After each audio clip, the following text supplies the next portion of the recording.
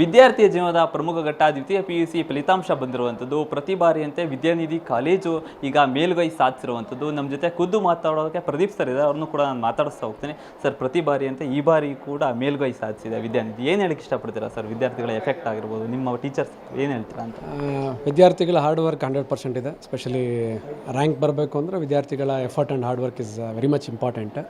ಅದರ ಜೊತೆಗೆ ನಮ್ಮ ಅಧ್ಯಾಪಕರುಗಳು ಅವರ ಎಕ್ಸ್ಪರ್ಟೈಸ್, ವರ್ಟಿಕಲ್ ಎಕ್ಸಲೆನ್ಸ್ ಮತ್ತು ಅವರ ಹಾರ್ಡ್ ವರ್ಕ್ ಆ್ಯಂಡ್ ಎಫರ್ಟ್ ಇದು ಕೂಡ ಅಷ್ಟೇ ಇಂಪಾರ್ಟೆಂಟ್.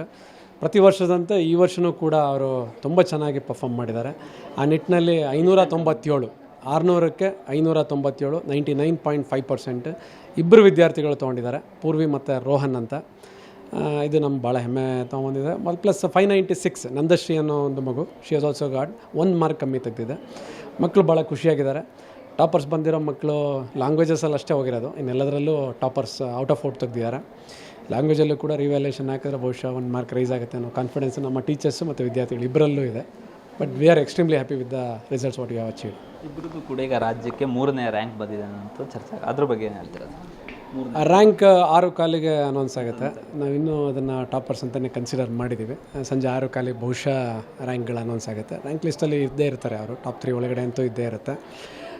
ರೋಹನ್ ಅನ್ನೋ ಮಗು, ಅವರ ಅಕ್ಕ, ಸ್ವಂತ ಅಕ್ಕ ಜ್ಞಾನವೇ ಅನ್ನೋ ಹುಡುಗಿ, last year she got 597 same marks. But she secured state first rank ಅವತ್ತು. ಆ ಟೈಮಲ್ಲಿ ಯಾರು 597 ಮೇಲೆ ತೆಗ್ದಿರಲಿಲ್ಲ. ಈ ಟೈಮ್ ತೆಗ್ದಿದ್ದಾರೆ ಅನ್ನೋ ಒಂಚೂರು ಡೀಟೇಲ್ಸ್ ಇದೆ, 6:15ಗೆ ಕನ್ಫರ್ಮ್ ಆಗುತ್ತೆ. So it's still best results.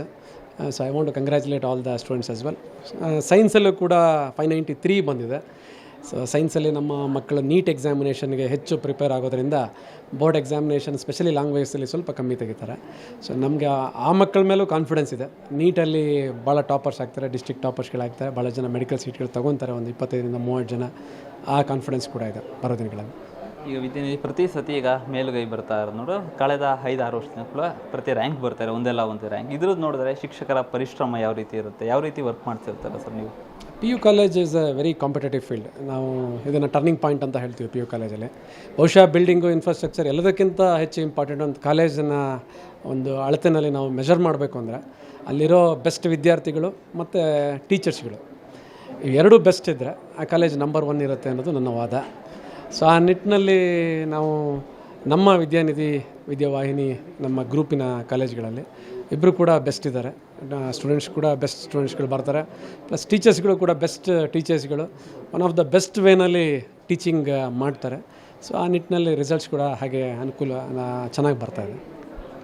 ಇಷ್ಟು ಪ್ರದೀಪ್ ಕುಮಾರ್ ಅವರ ಮಾತು. ಕ್ಯಾಮ್ರಾ ಪರ್ಸನ್ ಸಂಜಯ್ ಜೊತೆ ದೀಪಕ್, ಪ್ರಜಾಶಕ್ತಿ TV, ತುಮಕೂರು.